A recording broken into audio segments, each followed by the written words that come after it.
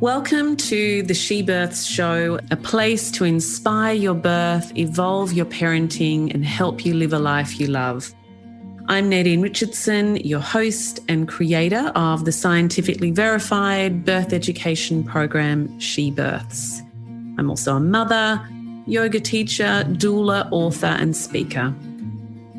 At She Births, we have supported thousands of families around the world for over 13 years with our unique program, and our vision is to make birth better for every family around the world so that everyone experiences a beautiful birth no matter what unfolds. Not only do we help people have beautiful births, but we also give them the skills and the philosophy to enjoy pregnancy and make parenting easier. As well as our world-class birth ed, taken either face-to-face or online, in our app, we also have a free pregnancy guide designed to help you feel calm, connected, and inspired as you and your baby grow. We have a doula matching service, the perfect way to ensure you and your partner are completely supported throughout the whole journey. And we have our Soul Mama Circles, which are the perfect postpartum network to help optimize your mindset and design your life in parenthood. Remember, if you like what you hear today, subscribe, share with a friend, and leave us a review. If you're a parent, about to be one, fellow health professional, join us now for an inspirational deep dive into topics with experts around the globe. We hope you enjoy this special episode.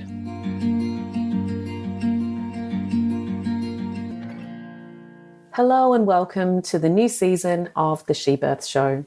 I'm so excited to be sharing this podcast season with you titled The Rise of the Feminine.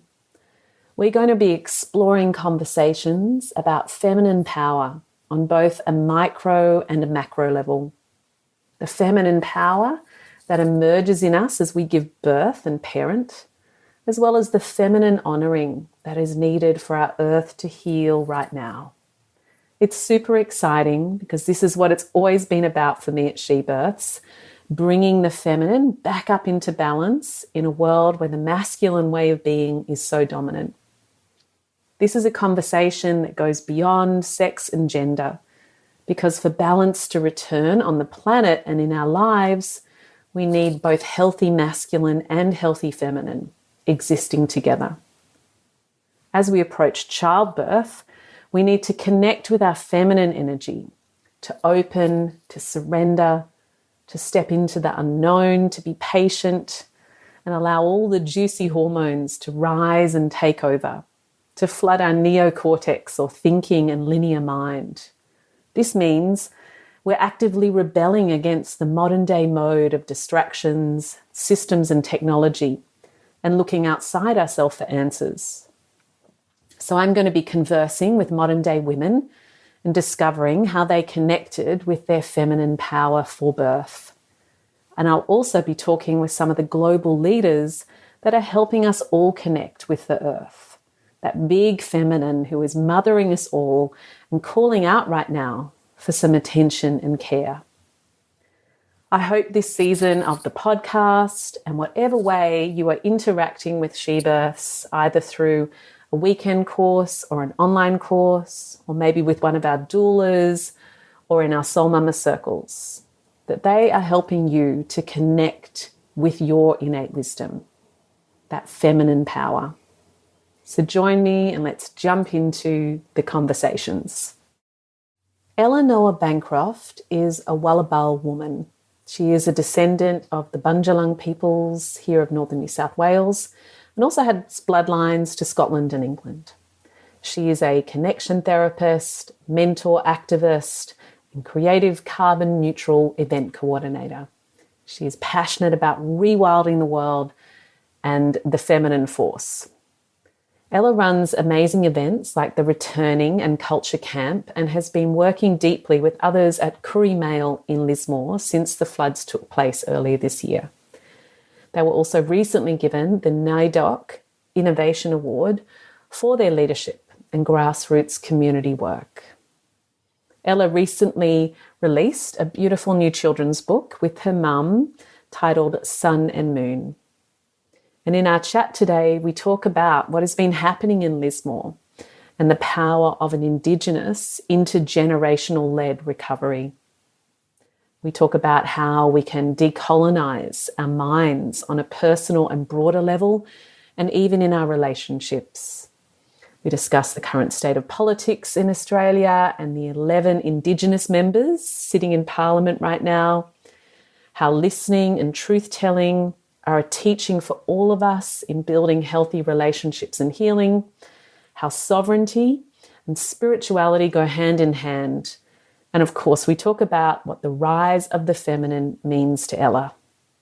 I hope you enjoy this conversation. You can always learn more about Ella by following her on Instagram, Ella Noah Bancroft, or on her website, ellanoahbancroft.net. You can purchase her new book, Sun and Moon, at Hardy Grant Kids via Instagram, and follow her mum, an artist, Bronwyn, on Instagram too, at Bronwyn Bancroft. I hope you enjoy today's conversation.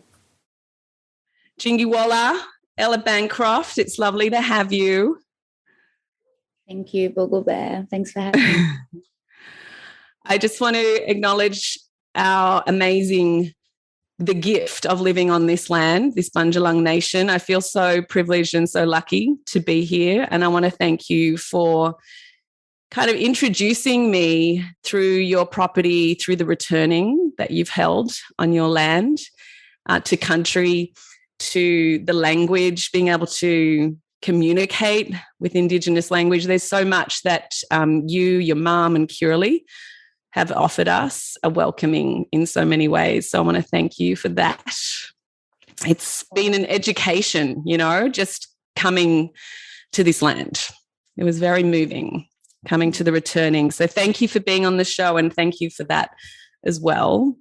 I will introduce you in other ways. We've got a more formal introduction, but I thought it would be great. You've been so busy since February, primarily in Lismore, and I just thought it would be really helpful for people to understand, what has happened since the end of Feb and since the floods, and what has been the work and what has been the opportunities. People don't really get how long I think recovery is and the growth that can come and opportunities as well. So I'd love to hear what you and Koori and Koori Mail have been up to. Yeah, so, for those of you that don't know, February 28th was when the big floods hit, one of the biggest floods since colonial history. It hit the Northern Rivers, made its way through Waalubal, through Mullumbimby, through Lismore and down to Koori, Waalubal and other surrounding towns. A big reason for that is, yes, we're in El Niño and the waters have changed and we're now going into wet season. But another big reason why the floods actually occurred that isn't really getting spoken about has got to do with the development. And that is the development that they continue to do in and around the Northern Rivers on wetlands and swamplands, and also includes the bypass that they put in, which takes, I think, an hour and a half off our drive from the Northern Rivers to Sydney. It's the new highway they put in Grafton. They actually dammed a really important part of the land where the water is actually drained out, and that added 2.5 meters on top of all of the floods. Then 6 weeks later, we were hit with the second biggest flood in colonial history. Yeah. And again, we're going to see other floods occurring like this while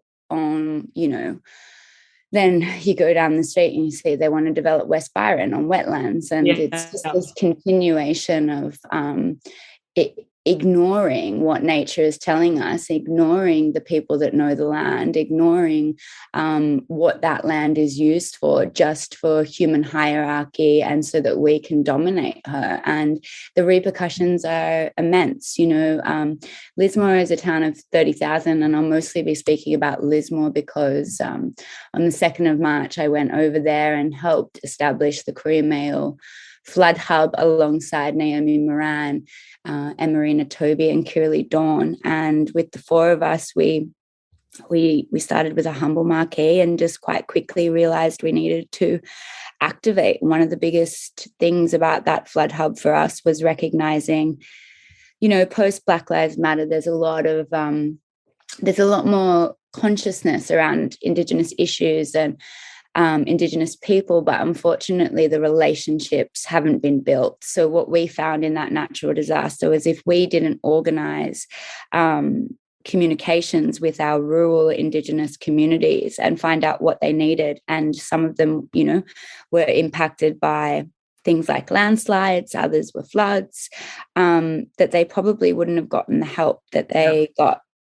and received with us. And I think it really highlighted to our community and all of the volunteers who are Indigenous and on the front line at Koori Mail how important it is to have First Nation natural disaster response teams, because we are only 3% of the population. A lot of us do live on the fringes of rural towns, and unfortunately a lot of us have been forgotten, especially those living remote and rural. So the work has been immense. Me and Koori pretty much only stopped full-time volunteering around NAIDOC week, so that was around the end of July. It's been something that we could keep doing for the next 2 years. And I think people who have lived in natural disasters and been part of, fires and floods and all different types of things, earthquakes around the world, will agree that unless you've experienced and lived it, there's no image or even story can really capture the immense tragedy and devastation that occurs in these spaces, and the intense amount of PTSD too. Yeah. I think one thing that we recognized as a community quite quickly was that there was no one coming to save us. Yeah.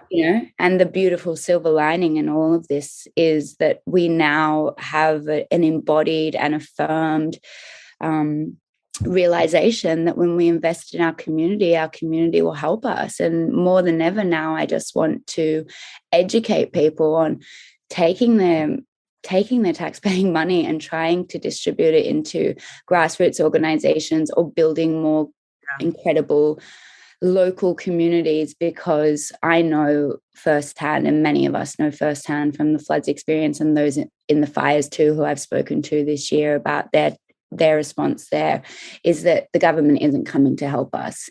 It's a false illusion that they're going to step in and somehow solve the issues. And at the end of the day, it's all of our community's resources, goodwill, time, and energy that's been poured into the Northern Rivers in the last 5.5 months that's actually made us start being able to stand on our feet a little bit. Yeah, it's a full-on time. I like how you sort of talked about this First Nations response team and like how embodied, and I imagine intelligent you kind of all are now as an organism. I saw Koori Mail got an award as well, and it was just so many ages in that group, like a full intergenerational community. And that's got to be part of the power of it, right? So tell me more, like, what are you guys proud of and what do you feel like is in place now to go forward?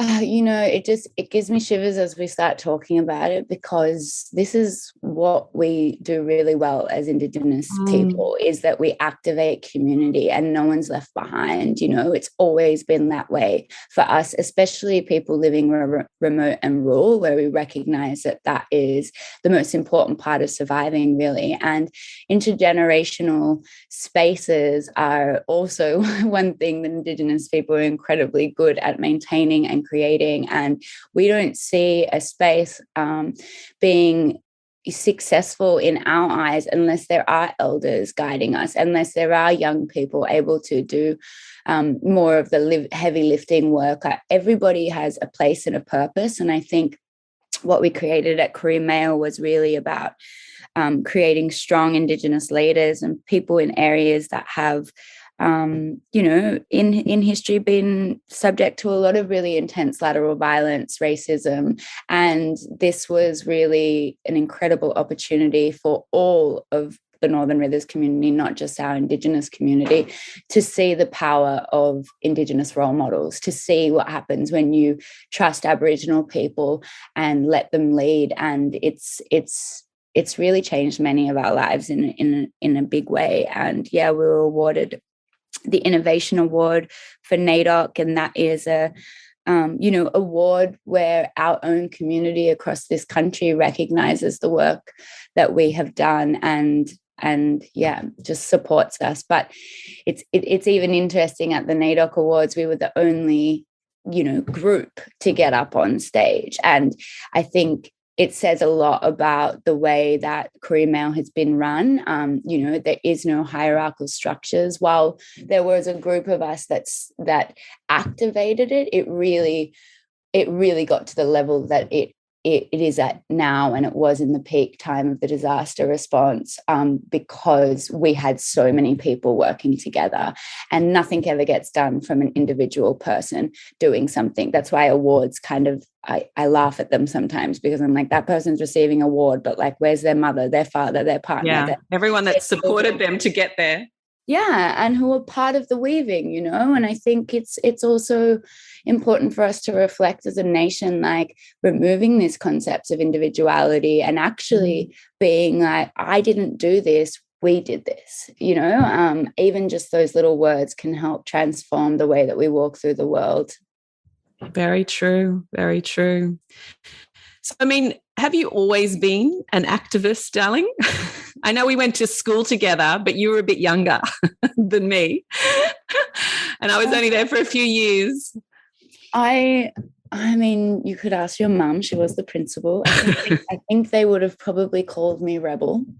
I've definitely been rebellious. But, I think there's something within growing up in two worlds. When I went to an all-girl Catholic school in my high school years, I also grew up in a mission outside of Grafton in the Northern Rivers for my formative years, and living on country and being around only my Indigenous community, and growing up there while also growing up in Sydney.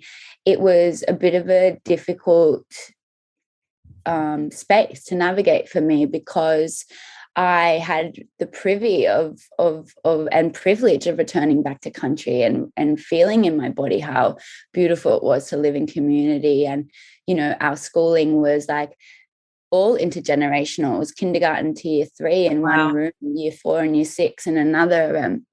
Just sitting at a table with cousins and cousins of cousins, and then being put back into the kind of Western education system, which separated us into year groups, uniformed us, and I just never felt quite right in Sydney, to be honest with you, after having my experience out on country as a young girl. And so my rebellion or my activism has always come from a place of wanting to create kind of the life that I had when I was younger, but for everyone, or at least give them a direction so that they can walk on that path to try and find that for themselves. It's so beautiful. I see there's so much more happening with education now on country and in language, in the Northern Territory and Northern Queensland. It would be amazing to have something like that set up here. Is there anything along those lines? Anyone thinking about doing that?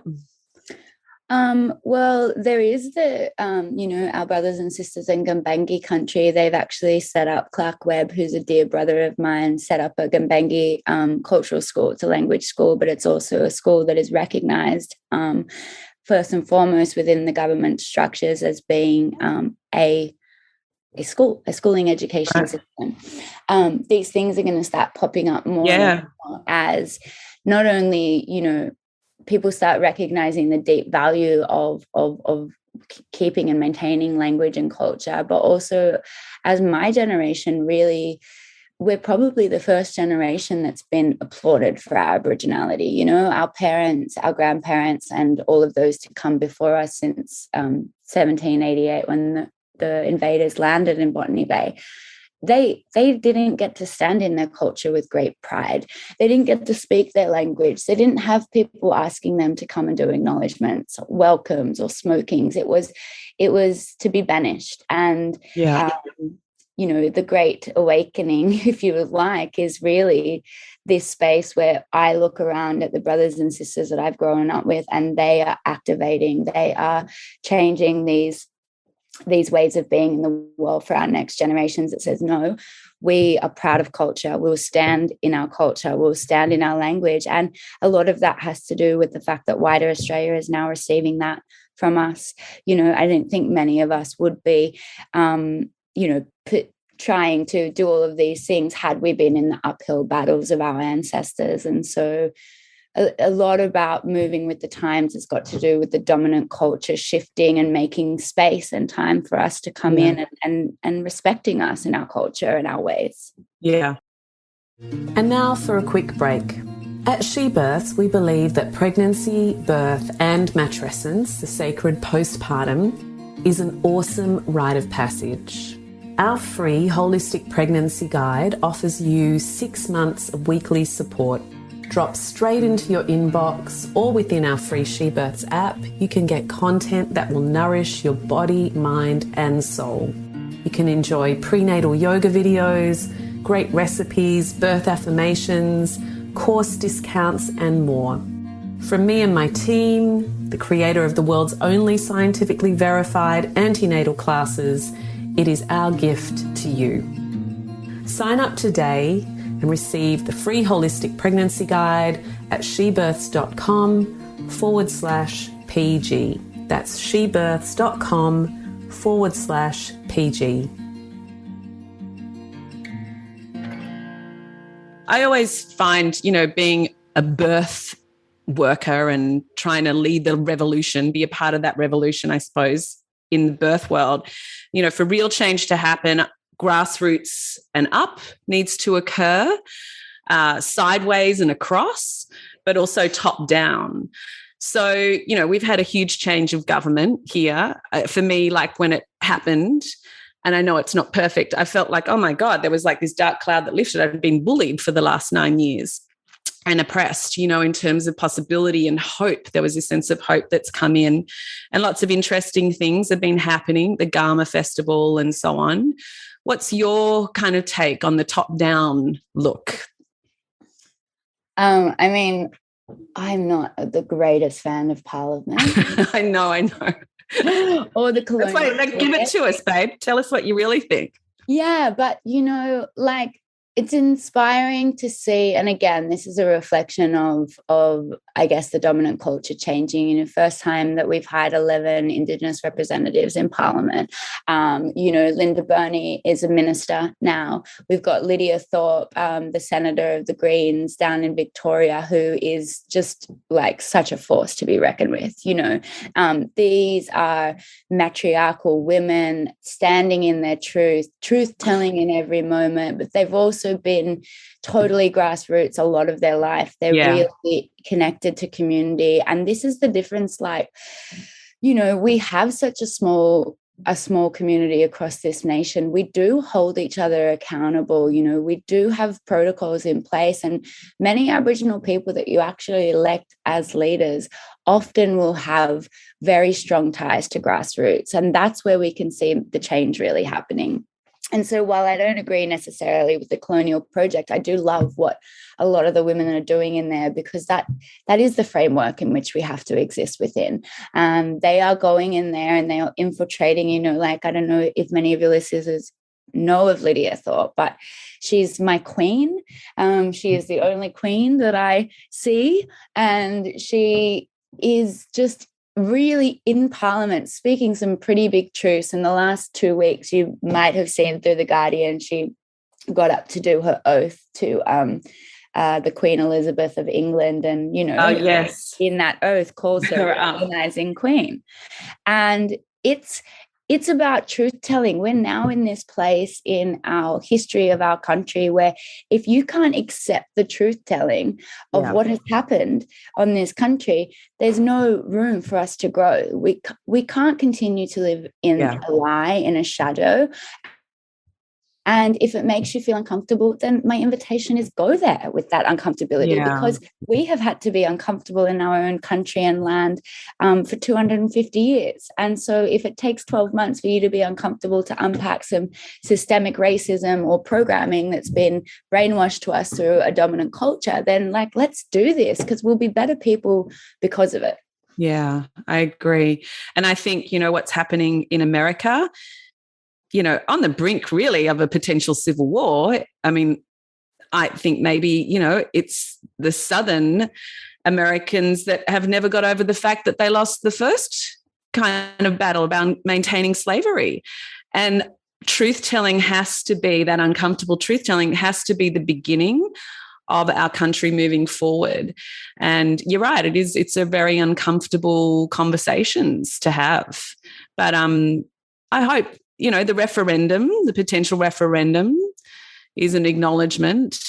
And how do we kind of begin that truth-telling, I suppose, in our own lives? Is it about just sitting in the discomfort, being willing to listen, being open, asking questions, being curious?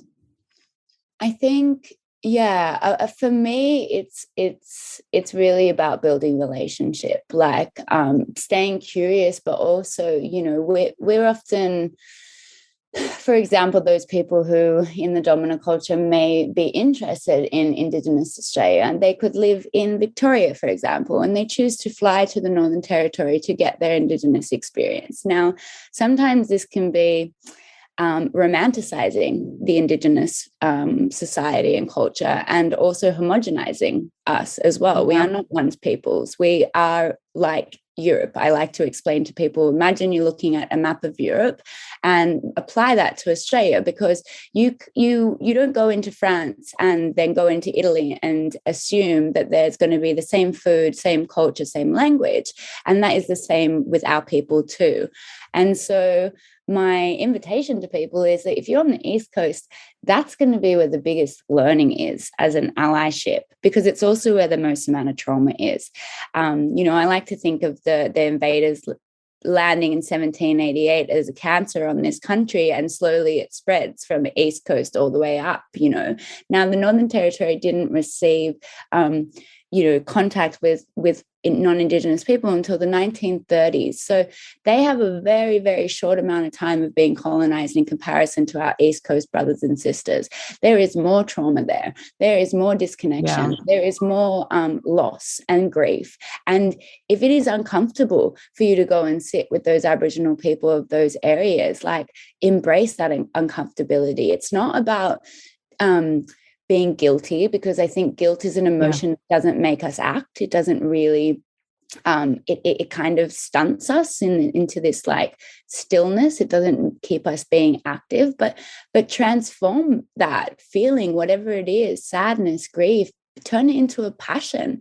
Okay, we have to start to see that, like, we're a custodial species, right? We're all brothers and sisters. And in my culture, you come to this land, your family, that is the truth. But the issue of why we haven't been well received is because we haven't been seen as family to non-Indigenous people. So there needs to be a way and a cultural change and a shift in mentality about the way non-Indigenous people see Indigenous people. And, and that's one that is up to each individual to explore for themselves. Yeah. I think like you say, building relationships, you describe it so beautifully on that individual, but I wonder even if that leads into this macro change of realizing that there's a colonization that's actually happened deep within the collective psyche, and it's not fucking working. The individualism, the patriarchy, it seems to me like they're exploring like the United Nations, and lo and behold, there's deep corruption there. I'm pretty sure they're going to find the same at the World Health Organization. We see it in the hospital systems. The obstetric violence is normalized, So it seems to me, as soon as the systems get so big and hierarchical, built on this patriarchal invasive model, which is colonization, we're all suffering, really, apart from the 1%. Yeah. So how do we, you're talking about it, but I suppose for me, it's like, how do I unravel that colonization within my mind without freaking out that the whole world is going to like fall apart, you know? Does that make sense? Yeah, absolutely. I mean, okay, so the systems that we're looking at, which implement things like the bureaucracy of the UN, government structures, all of these types of agencies, they're all built on a system of power and dominance and control.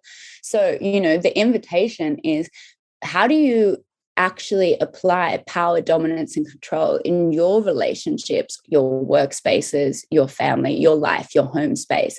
How are we doing this? Because that is the perpetuation of the colonial mindset. That is how we teach our children, you know, dominance, power, control. Maybe that we need to look at ourselves first. And you know, me and my partner are constantly reflecting and doing work and like unpacking each other in a really I mean, sometimes we can get a little heated with it, and other times we can be really gentle with it. But, you know, sharing deep reflection with the people that are close to you about stuff that isn't okay, or stuff that feels like it's a perpetuation of colonial brainwashing, you know, it can be incredibly healing, especially when you choose to go on that path with somebody. And maybe you don't have that somebody, but maybe you've got a best friend and you're going to decide for the next 12 months, pull me up when I'm trying to get power over you, pull me up when I'm trying to be dominant, pull me up when I'm trying to control my life. Because the reality is that we don't have control.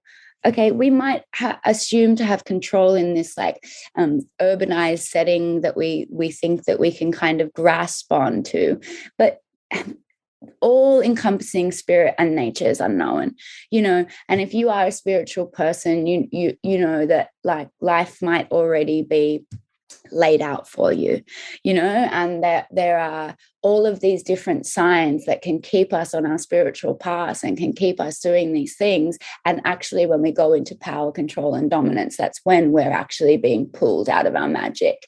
It's actually when we're not allowing the magic to take us into these spaces of the unknown. And, you know, this relates a lot to birth.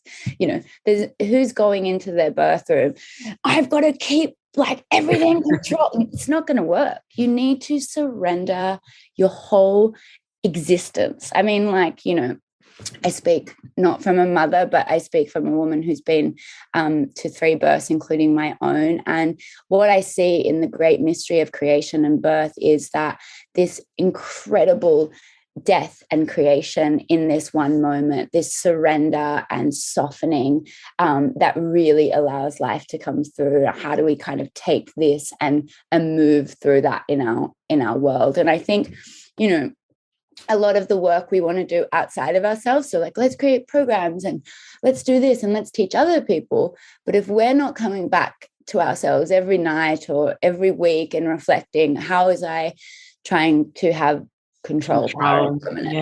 Yeah. I think it's interesting you say the control thing, because I noticed inside myself after the 2 floods, you know, going down to Sydney and walking on like concrete paths, you know, just rather than wet, slippery mud ground, just gave such an illusion of like security and control. And I was like, oh, geez, this is like a nice respite, because it's actually, as someone who, you know, has endeavored to also live in flow and allow that magic, you know, to listen to the callings, I still, of course, like I want control. It just doesn't go away, this kind of tussle inside us.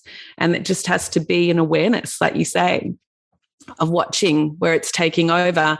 And the truth is, these floods have thrown the whole world, our world here in Australia and around the globe right now continually, into a deep state of flux and uncertainty.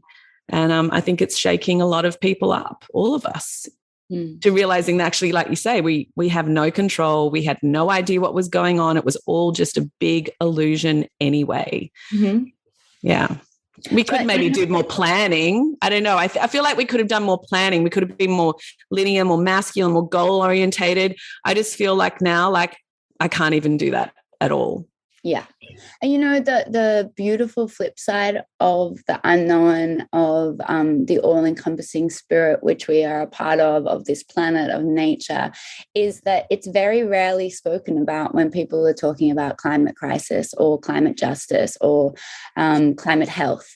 There is never the unknown of nature rebalancing herself. There is never this idea that, hey, something is so much bigger than human creation that we might just be okay and she might just figure this out for us. I rarely go into a cafe and see a toddler say to their mum, like, I'm going to design the day, I'm going to cook the food, I'm going to look after you. That doesn't happen. The mother is the spiritual guide, is the guru, is leading, and whether we like it or not, that is what is happening in our natural world. And we as her children have to learn to surrender.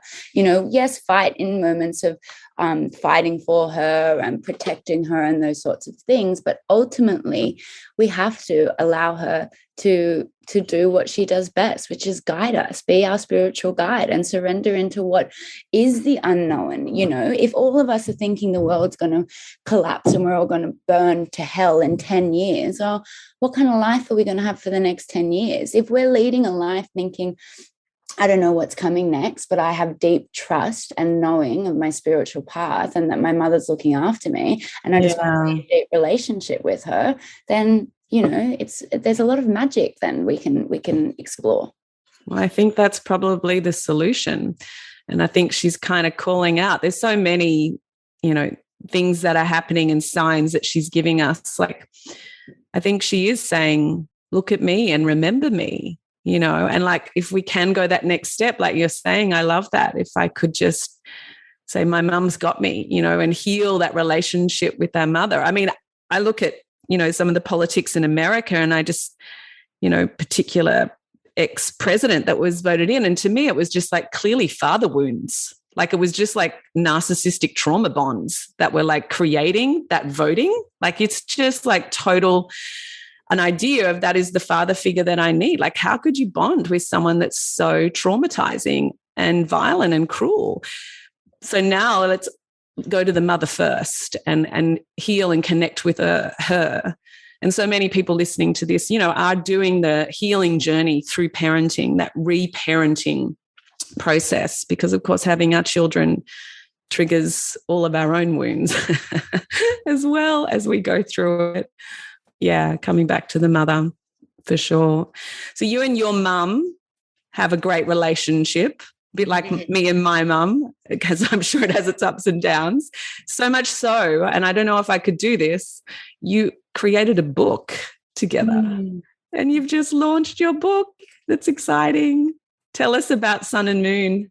Well, my mum is a incredibly insane woman with the way she has worked through the world. And I say that in like, she's my greatest inspiration. Just to give a little context to your audience, she's the youngest of 7 children and comes from a Aboriginal family, incredibly low socioeconomic. I mean, my grandfather was denied education, fought in the war, was denied access to land, was denied jobs, or everything was denied upon him.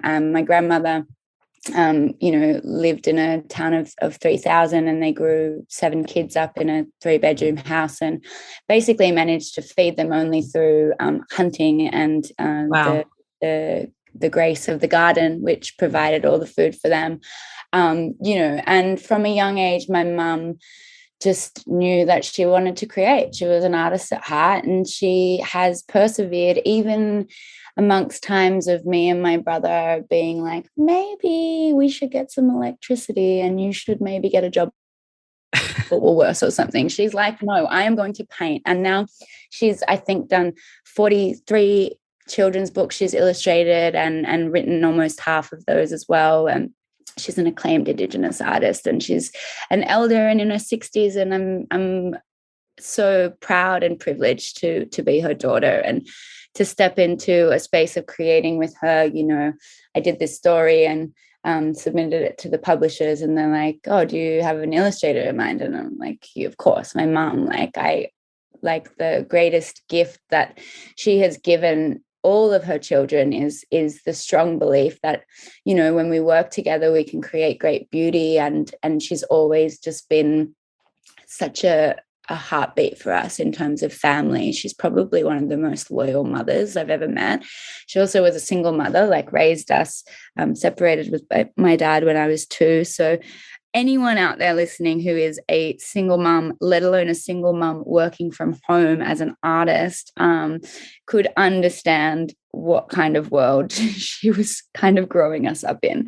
You know, chaos at times, but it's been a privilege to do this book with her, and, you know, to just have her capture my words and make such magic and have such fun together. And, you know, we created a book, but we've also created life together up here. And, you know, she's my best friend. I was just with her and yeah, I just always say to her, like, you're my ride or die. And I'm forever just so grateful at the love that we share, and also just reflective of all the really intense times we've also had together. And, you know, people look at us now, especially in this community, and think like, wow, you guys have such a beautiful relationship. But we really have worked incredibly hard to get to the point that we are at.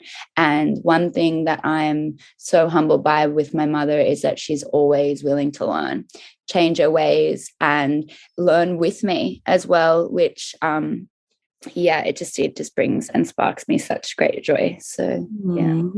Aw, how beautiful. I grew up with your mummy's paintings in our lounge room and hallway. They're extraordinary. They're so beautiful. And now for a quick break. Contrary to popular culture, She Births believes that childbirth can be the best day of your life. It is designed perfectly to be empowering, enriching, and bonding. An awesome rite of passage. Our childbirth education programs have helped thousands of families around the world since 2008, allowing families to not only feel empowered through education, but also connect with their innate birthing wisdom to create the best birth possible and begin their parenting journey with confidence. She Birth's unique methodology was scrutinised in university trials and has been published in the British Medical Journal for improving birth outcomes for both mother and child. I'd like to invite you to begin preparing for birth today. Just go to shebirths.com to discover our 2-day weekend face-to-face courses or access the online courses from anywhere around the world. That's shebirths.com. Create your beautiful birth with the world's only scientifically verified antenatal classes. But Sun and Moon, what was the inspiration for that?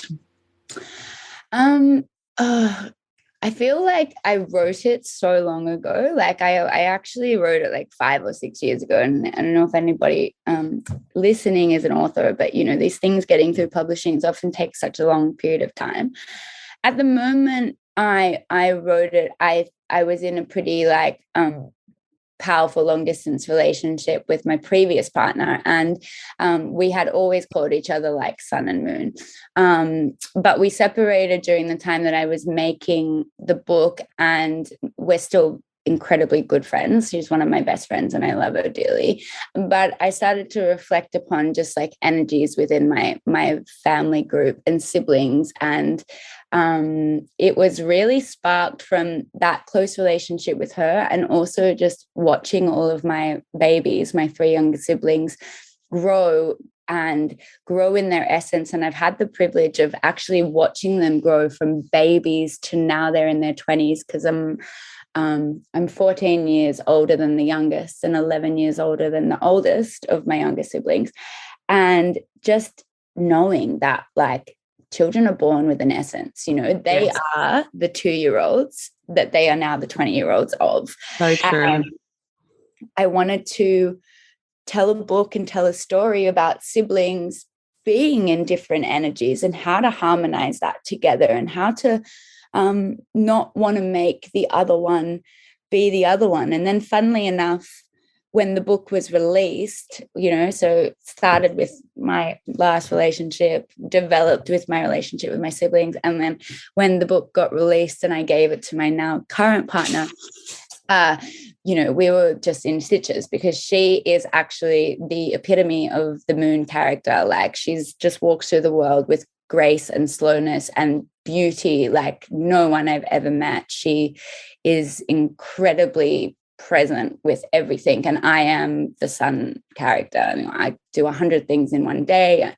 It takes me forever to kind of slow down, I guess, and it's it's been a really interesting full circle in many ways. I think I kind of manifested my relationship with Kiralee through this children's book.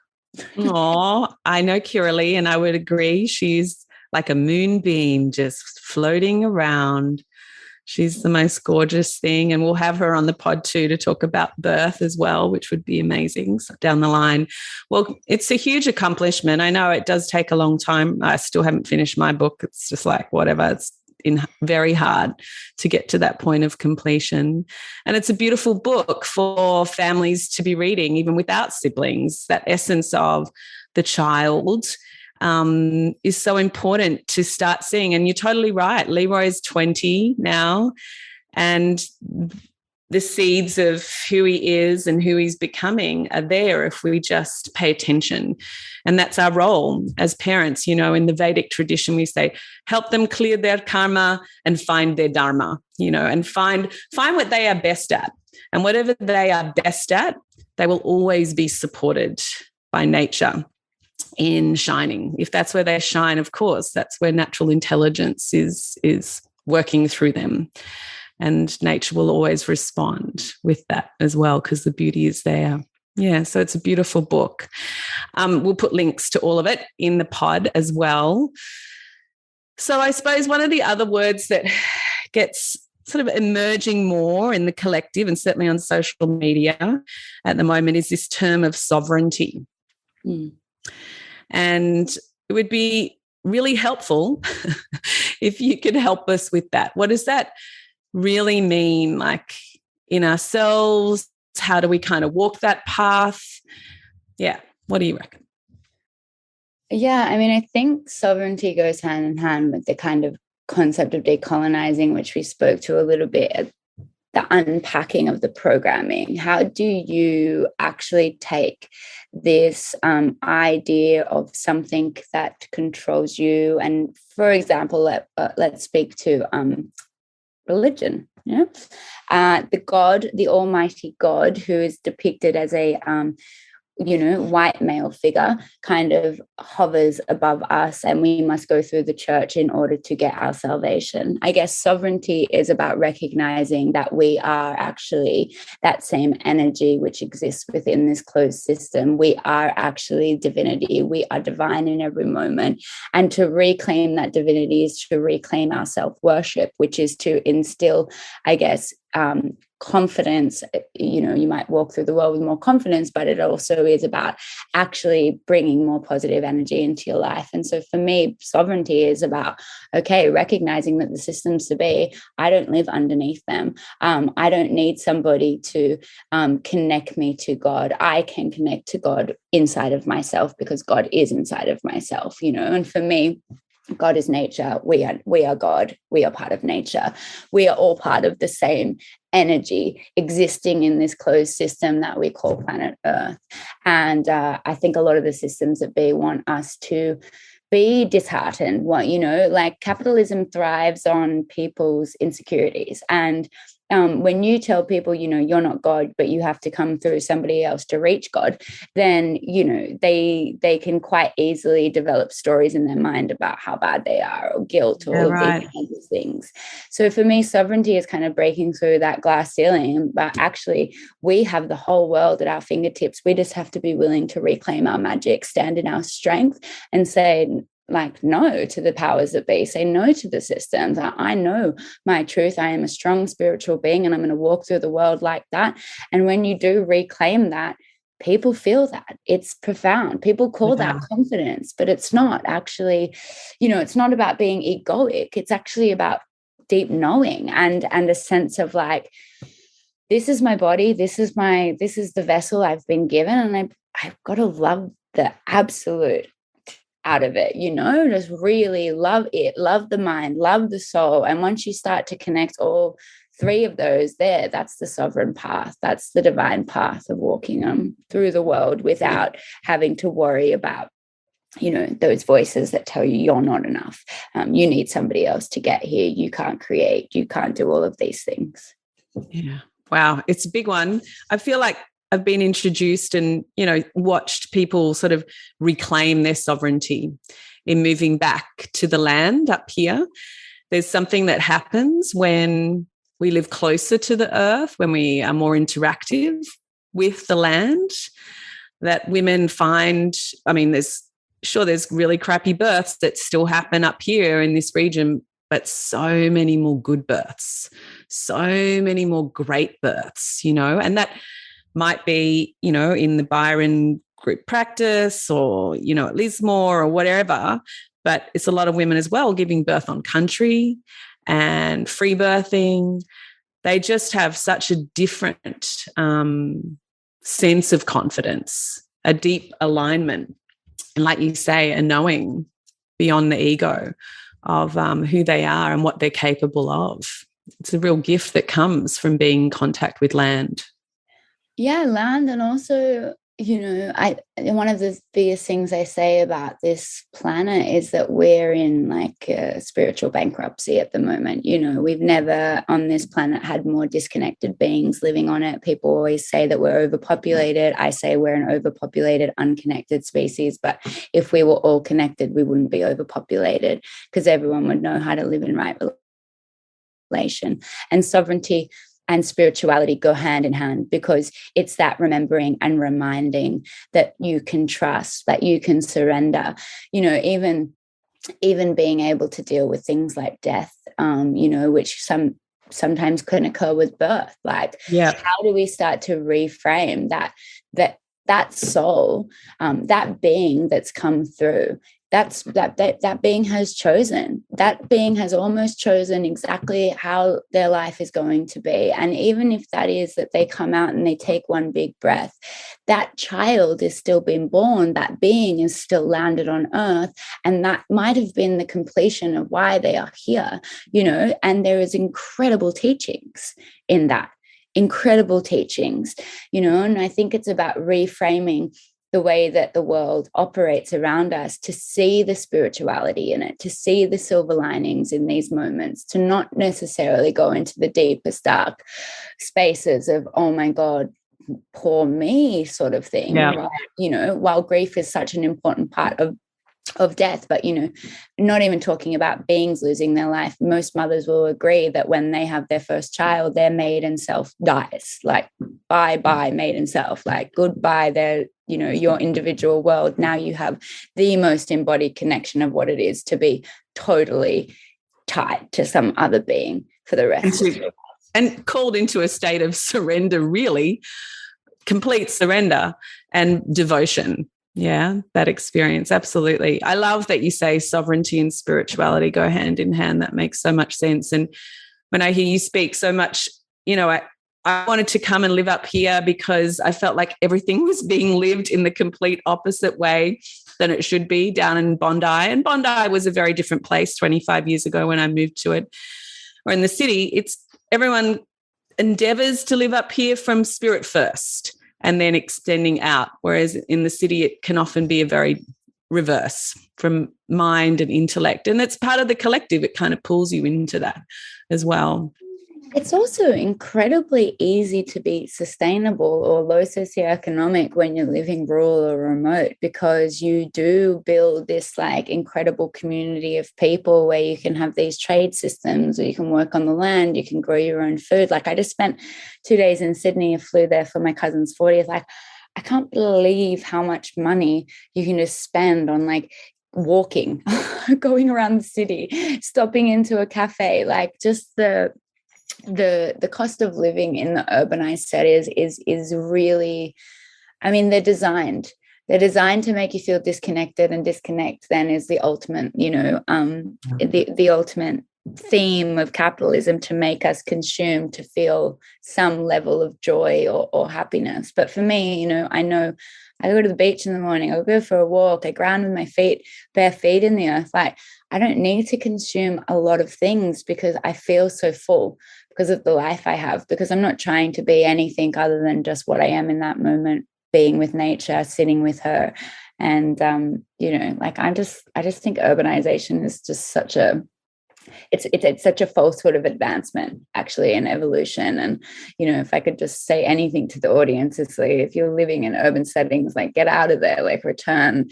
Like, the whole system is built on trying to get us off the land and go into these urban areas so that we can be disconnected and lose our sovereignty. And the only way we can really get that back is by pushing against that and returning to rural and remote communities and building those communities how we want them to be. So beautifully said. I could honestly listen to you all day, darling.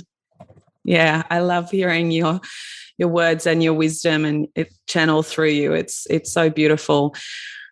So as a little wrap up this season, I'm focusing on the rise of the feminine, which is what She Births has always really been about for me, restoring that feminine power and beauty and acknowledgement and sacredness in balance with the masculine.